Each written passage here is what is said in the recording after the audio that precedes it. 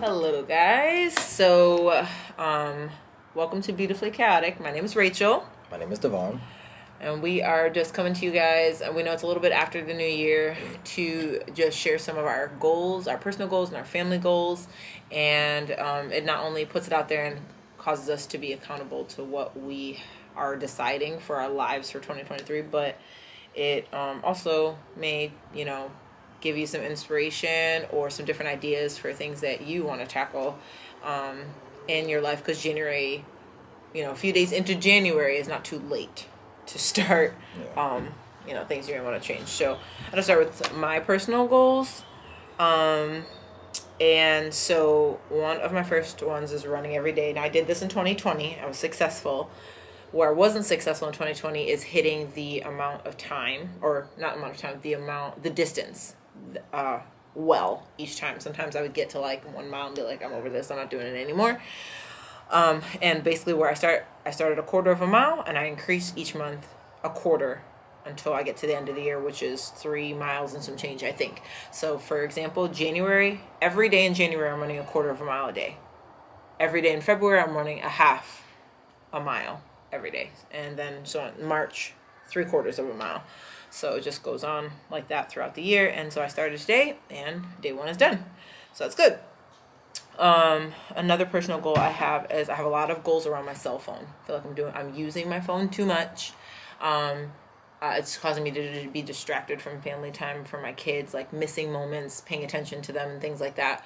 So I'm not sure exactly when I'm going to order it, but there's this kind of phone case I found on Etsy that you put your phone in, and it also has a notebook. And what I would like to do is, in my notebook, write the things that I need to do on my phone. That way when I cross through that list, I know, okay, at this point now I'm just spending extra time on my phone. I've gotten through the list of needs tos, and now I'm just on my phone. So I feel like that will curb my habit of using my phone unnecessarily and just cause me to be more present with my kids, and that's something I really want for myself. Another one I have is no eating after 7. I don't ever really need to eat after 7. I just want to, and so I do. So I used to do that more often. I always pay attention. I always try to pay attention to my portion sizes. That has just been something I've changed in my life. So now I think I will have another life change again, and it'll just be paying attention. If it's 7 o'clock, probably shouldn't eat that, or eat whatever it is, because it's unnecessary. Really, you can wait. And having those long periods of times where you're not eating food gives your digestive system a rest, blah, blah, blah. There's lots of good effects for that. So might as well just go ahead and implement it into my life.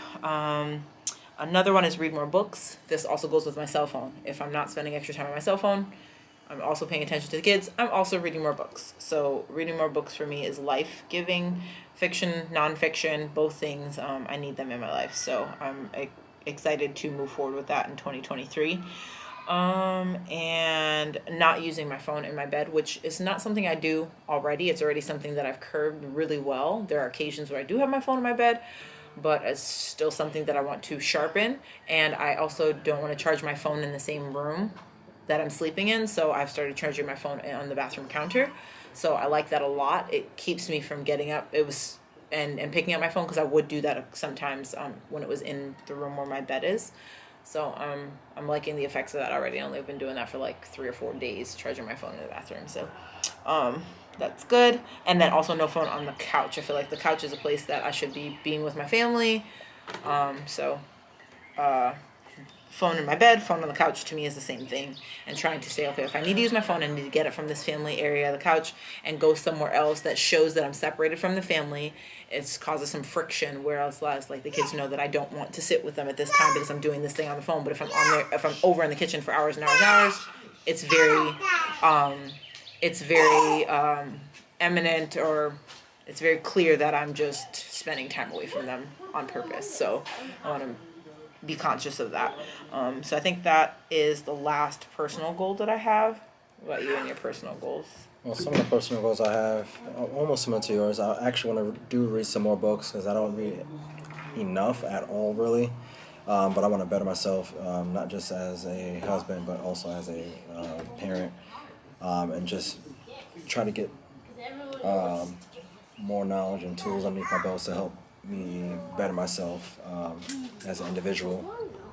Besides that, another goal I have is to also run with Rachel, because sometimes if she doesn't run in the mornings, she has to run late at nights, and I don't want her to run outside by herself, so I'd rather be there and do those things with her. Doesn't bother me at all to run. To me, it's like second nature for me. But besides running with her, another personal goal I'm going to do is at track practice, because I am one of the track coach at the high schools out here, and I love to work out with my athletes, and so my goal is to run a mile before practice, before I'm getting started with the athletes and with their workouts. So just to run a mile consistent. So basically, just do more than me. Yeah, pretty much. Okay. Besides that, another physical thing I would like to accomplish is to do 50 push-ups a day for the whole year, which will total out to be, at the end of the year, 18,250 push-ups. And I want to do that not just the standard push-ups, but with a resistant band that I do use. It's called a chest iron push-up. So it is a little bit more complex. It definitely hurts after 20. I noticed that for me. And sometimes I think even if you feel like you're in good shape, I mean, that thing will just tear you down and just break you up. But yeah, those are some of the goals I have planned for myself. It's a lot of more like a physical thing, just kind of stay in shape, but just but also just sharpening my mindset. Cool. All right, then we have our family goals, and I have those written down here. So the first one that we talked, because we talked about this before, so we have a marriage Bible study.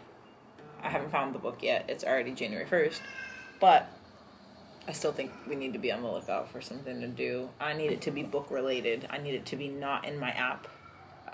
It's just more effective for me. Maybe it could be what we did this weekend. Yeah. And I'm thinking about it. Could be that. But just doing like a weekly, it doesn't have to be a daily, like a weekly marriage Bible study that is needed for us. Marriage is good, but we could go higher, baby. We could go higher. I think it will help us a lot with just communicating with one another and just be on the same page. Yeah. So, sure. Agree. Then another family one is, I told you that I wanted to listen to a podcast together with you. The two podcasts I was thinking is Family Life and Focus on the Family. Okay. Are the two podcasts that I gain so much from, but then I don't get to dialogue with you about it. So I think it will help us grow both as parents. I didn't know that was one of your goals about parenting, so that's fits right into that, because it'll help us discuss and bounce, so we can pause the podcast while we're listening and be like, oh, what do you think about this? And then decide how we want to handle the kids going forward, or whatever new idea we glean from that information. What else? Okay, so then saving monthly for Christmas. I think we started doing that in 2017. Yes. A consistent budget of this many dollars saved every month up until Christmas, and then at Christmas we have this budget, and it was glorious. Absolutely glorious. Because even in even in June, like over the summer, if we saw something we wanted, there was money in the account for Christmas. So it's like, oh, I think this kid would like this thing, buy it. No sweat off our backs, doesn't ruin our monthly budget for July. So we are going to get back on that for January. Saving monthly for Christmas. So I really like that. Yes. What's next? Oh, Family Bible study. That one, we did that at one point. Definitely looking forward to getting back into that again, reading the Bible with the kids. I feel like that one should be daily, with maybe the exception of Sunday, because we do spend some time together listening to the Word at church. But it's so much. They ask such good questions. I feel like they ask. Sometimes I ask questions. Sometimes you ask questions, but I feel like they are more consistent. I'm thinking, I never thought of that. Yeah. That means nothing to me what you just said, but now you've piqued my interest. Yeah. So it's good to hear from their perspective, and how their thought process is working, and it just sparks great conversations on them. Yeah, I mean, the Bible says to come to Him like a child, right? And they are children, so they're like, why this and why that? And you're like, I don't know. Let's look into that. Yeah. So I enjoyed that a lot. And then being hospitable. having people over to our house. It's some certain goal that we would like to. I am not really ever thinking. So it's not true. I think about having people at our house, but that's as far as it goes. I don't actually invite people over. And my life, I mean, is very busy. We have 7 children. We homeschool 4 of them. 4 or 5 of them? 5 of them. 5 of them. Ages are grades 11th grade, 5th grade, 7th grade, kindergarten, and 2nd grade. So it's just so many grades, so many things. That takes a lot of time. They are independent workers. They do a lot of work on their own, but it's a lot of work. Then if I'm not working a contract position, or anything else, I'm doing YouTube, and that takes a lot of time as well. So just trying to find the time. And I think what for me, it's like, we need to get it on the calendar. If we say, hey, we want to invite these people over, put it on the calendar, really that's much easier. That's a decision made. Just like when, I volunteer in youth group at our church, and then on the worship team, those things are on a calendar. So we just do them. Yeah. And we fit it into our schedule. So I think that's really probably where my blockage comes in. Just need to invite people over, put it on the calendar, and the Lord will handle the rest. Let's see what else. Some goals are related to like house projects. So we want to. Oh, I don't know what that is. Is that a motorcycle? I think. I have no idea. I guess so. It's a motorcycle. But like the boys' room has a very small closet, and there's a hall closet that we can convert and add the space to the boys' closet. So there's that. There's every single closet in this house except the new bedroom for the girls' room needs a closet makeover. Has these horrible closet systems. We just need a bar where you can hang stuff on. These closet systems are complicated and frustrating and doesn't allow for like the full potential of the closet. So I would like all the closets in the house to have those closet systems worked out, and for bars that you can hang stuff on in there, like simple, you know what I mean? Yeah.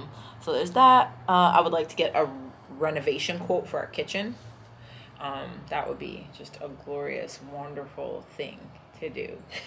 Our kitchen is actually not bad, but it could be better. And I think it would help with so we have our kitchen, and then right on the other side of our kitchen is the dining room, but I just want to knock out the wall and make it all kitchen and a very long island with seating, and we can do school in the kitchen. And have like lots of storage, lots of drawers and things that I can put material away, pots and pans away, and all those things. So that's my vision, and I would like to have a renovation design and quote so that we know what we're aiming for saving and executing this year. And our master bathroom. Y'all, it's a mess. I don't think I ever even walked them through our bathroom. I may insert a clip here. Okay, so here's the tour of the bathroom. You walk in, and you see this humongous tub, which I'm grateful for the tub. We can bathe kids, but why is it like that? You see it sticks out of the wall, and right across from the tub is a stand-in shower. And so I'm here at the door again. You see Devon's vanity, and then there's tons of mirrors in our bathroom. You see the tub that sticks out of here. You see the water closet with the space tub toilet seat. It's not really that, but, and then you see this wall right here is textured. The whole bathroom has textured wall. I'd like flat drywall. Close the water closet. Then you see my vanity again for perspective. There's the tub, there's my vanity, and some storage there. And then there's our closet, and it wraps around the corner here. Over here, and we have some things. So we can fit our dresser in our closet. But that is the bathroom situation. Here's another angle, just like wasted space and things. So it would be nice to get it redesigned and redone. Of what our bathroom looks like, it's ridiculously ridiculous. Whoever designed it and thought it was good, it was a mistake. I don't know why. Stop laughing at me. I don't know why. Okay, and then what else here? What's last? Oh, last 2 ones. We have purchased some land next to our house, and we just would like it to be paid off. That is really not a difficult thing to do. We've paid off $70,000 worth of debt in 6 years. So to get rid of this land payment next door would free up more cash flow to do other things. Debt is definitely not, feels like the thing to do at the time, but we all make mistakes, and you remember how it feels, you know what I mean, to make that mistake again. I'm not, no thank you. And then lastly, to increase our grocery budget. I think on a couple of our grocery vlogs, the budget says it's $500, and it is $500, also with $160 we spend at Sam's Club. I would like to increase our $500 to $700 and our Sam's Club to $200 or $250. So that's like $300 plus, I think, of an increase. So we'd have to be hustling, figuring out how to make that extra income so it doesn't affect other areas of our lives. But that's the goals in a nutshell in 2023. Do you have anything? No, I think you cover everything. Yeah, so we hope that this video has inspired you to sit down, if you're married, with your spouse, to just talk about what is the vision you want for your family for the next year. We pray that you've had a great 2022. I know a lot of people have had a difficult time in 2022, but know that there is always hope in Jesus. So going into 2023, think of small things you can change, small habits you can make for yourself, your spouse, and your children. And we just wish you a happy new year. Happy New Year. Bye, guys.